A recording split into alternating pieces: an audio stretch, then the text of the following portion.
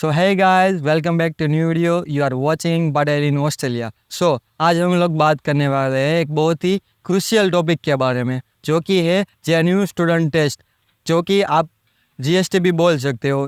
अभी के टाइम में जो जीटी था पहले, वो रिप्लेस हो चुका है जीएसटी के अगेंस्ट। और जीएसटी क्या है और कैसे प्रोसेस करता है वो मैं आपको बताऊंगा इस वीडियो में। तो चलिए वीडियो चालू करते हैं।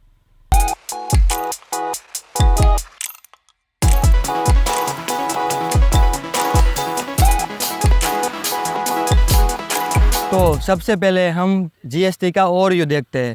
तो सबसे पहले आप अगर ऑस्ट्रेलिया में पढ़ाई करने जा रहे हो तो आपको जीएसटी क्लियर करना होगा, और वो कंपलसरी है, क्योंकि जीएसटी का मेन ऑब्जेक्टिव ही यही है कि आप ऑस्ट्रेलिया में पढ़ाई करने ही जा रहे हो ना, और कोई इंटेंशन नहीं है ना, वो आपको वहाँ पर प्रूव करना होगा। अगर आप वो प्रूव कर पाओगे तो ही आपका वीज़ा आएगा और तो ही आपका जीएसटी क्लियर करेंगे।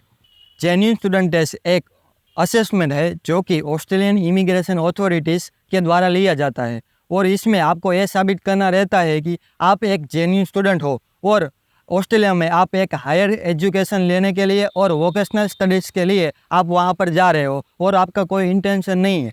और अगर हम की कंपोनेंट्स के बारे में बात करें तो पहला कंपोनेंट ये है कि आपको अपनी फाइनेंशियल कैपेसिटी दिखानी होती है ऑस्ट्रेलियन इमिग्रेशन अथॉरिटीज़ को। फाइनेंशियल कैपेसिटी मतलब कि आप वहाँ पर जा रहे हो तो आपकी पढ़ाई और साथ ही साथ आपका लाइफ एक्सपेंसेस जो भी है होता है, समथिंग 27,000 के आसपास रहता है ऑस्ट्रेलियन गवर्नमेंट के हिसाब से। वो ऑस्ट्रेलियन डॉलर में ही रहता है। वो आपको शो करना रहता है कि भाई आप वो कैपेबल हो, वो शो करना पड़ता है फाइनेंशियल कैपेसिटी में। और दूसरा कंपोनेंट ये है कि एकेडमिक बैकग्राउंड, आपकी प्रीवियस स्टडीज़ और आपके फ्यूचर गोल्स, मतलब कि आप जो ऑस्ट्रेलिया में पढ़ने जा रहे हो वो और आपका प्रीवियस स्टडी दोनों मैच होने चाहिए। ऐसा नहीं कि आपने कोई प्रीवियस में और स्टडी की है और आपका फ्यूचर गोल्स, मतलब कि आप ऑस्ट्रेलिया में जो भी स्टडी करने जा रहे हो और वो कोई और है। आपने प्रीवियस स्टडी की है उससे और स्टडी करना चाहते हो तो आपको लिटिल बिट कॉम्प्लिकेट पड़ेगा अपने वीज़ा के टाइम में। और तीसरा, आपको ये दिखाना होगा कि आपका वीज़ा एप्लीकेशन जेन्युइन है और आपके सारे के सारे डॉक्यूमेंट सबमिट हो चुके हैं और वो सारे डॉक्यूमेंट जेन्युइन है। अगर आप कोई फेक डॉक्यूमेंट अपलोड करोगे या फिर सबमिट करोगे तो वो आपको लिटिल बिट प्रॉब्लम आ सकती है।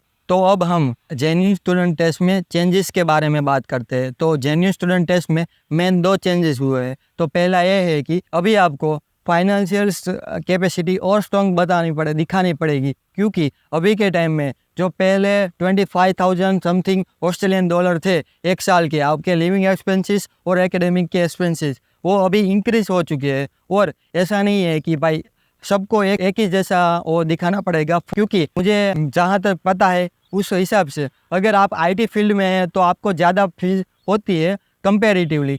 जो अदर कोर्सेज होते हैं उसमें फ़ीस थोड़ी लो होती है, और आईटी फील्ड में अगर जाना चाहते हो आप ऑस्ट्रेलिया में तो आपको आपका फ़ंड ज़्यादा शो करना पड़ेगा। ऐसा नहीं कि भाई सब लोग 40 लाख शो करते हैं तो हम भी 40 लाख शो करके चले जाएंगे, तो ऐसा नहीं है। अभी आपको डेमोन्स्ट्रेट करना पड़ेगा कि आप कहाँ पर जा रहे हो और आपको क्यों वहाँ पर जाना है और कैसे आप वो फुलफिल कर सकते हो, मतलब कि आप वहाँ रह सकते हो, आपका फीस पे भी कर सकते हो। अगर आपको वहाँ पर जॉब नहीं मिलती है तो आपको कैसे आप सर्वाइव करोगे, तो वो सबका आपको बताना पड़ेगा कि भाई मेरे पास इतने पैसे हैं। तो आपको 2-3 लाख एक्स्ट्रा भी शो करने पड़ेंगे कि भाई हाँ, अगर कोई भी सिचुएशन ऐसी आती है कि हमारे पास वहाँ पर जॉब नहीं है और ऐसा कुछ हो सकता है, तो आपको वो दिखाना है, एटलीस्ट दिखाने के लिए आपके पास होना चाहिए। तो ये फाइनेंशियल कैपेसिटी इंक्रीज हो चुकी है। तो ये मेन पहला चेंजेस था। और दूसरा चेंज ये है कि अभी ये मई चल रहा है, तो मई में आप अगर वीज़ा एप्लीकेशन करोगे तो ऐसा नहीं है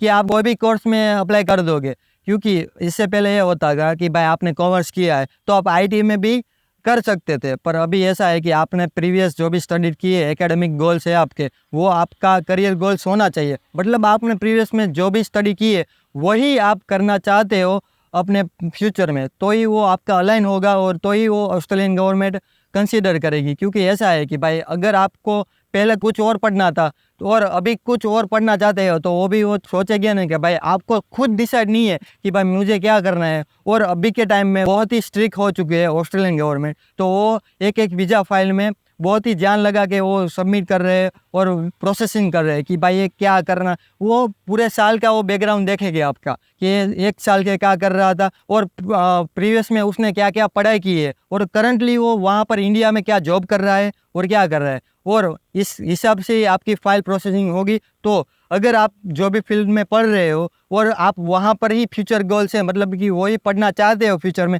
तो ही आप अप्लाई करना, क्योंकि वो अलाइन होगा और दूसरे में वीज़ा के रिफ्यूज़ होने के चांसेस हाई होंगे।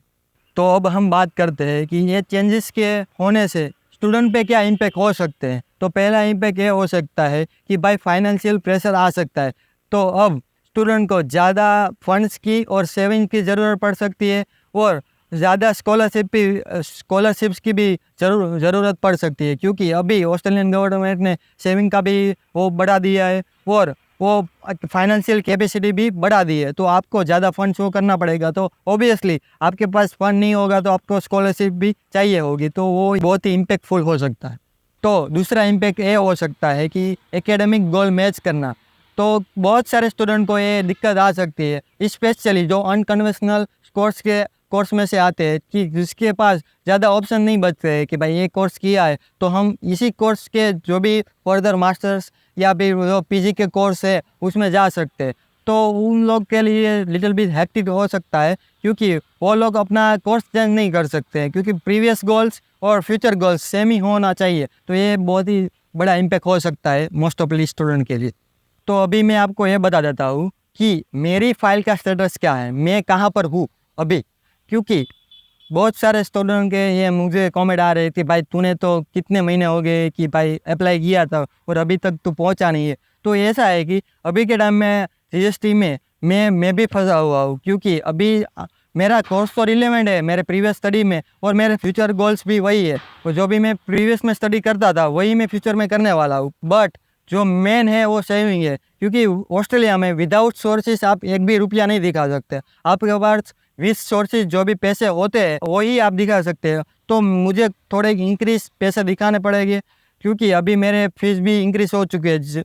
मेरे पास अभी डिफर्ड जुलाई का इंटेक का ऑफर लेटर है, तो अभी मुझे ज़्यादा फीस भी पे करनी होगी। और अभी ऑस्ट्रेलिया ने लिविंग एक्सपेंसेस भी बढ़ा दिए, समथिंग 27,000 हो चुका है पर ईयर का। तो वो मुझे कम्पीट करने में थोड़ी लिटिल भी वो एफर्ट्स लगानी पड़ रही है। अभी मेरी एजुकेशन लोन भी चल रही, मेरा सेविंग्स का भी सोर्स हो रहा है। तो ये मेरी फाइल है जो मैंने रखी हुई है वो थोड़ी डिले हो चुकी है, बिकॉज कि ऑस्ट्रेलिया ने बहुत सारा चेंजेस किया है। तो मेरे साथ सभी लोगों की भी यही दिक्कत हो रही है। तो ऐसा है मेरा स्टेटस। जेन्यू स्टूडेंट टेस्ट की नई पॉलिसीज़ के बारे में ये था हमारा एक छोटा सा ओवरव्यू। अगर आप ऑस्ट्रेलिया में पढ़ाई करना चाहते हो तो ये ओवरव्यू आपको समझना जरूरी है। हमारी चैनल में और भी इंफॉर्मेटिव वीडियोस है, तो चैनल को सब्सक्राइब कर दीजिए और बेल आइकन को दबा दीजिए, ताकि आप हमारे नए वीडियो से अपडेटेड रहे। तो मिलते हैं आपको एक नए वीडियो में, तब तक के लिए धन्यवाद और जय श्री राम।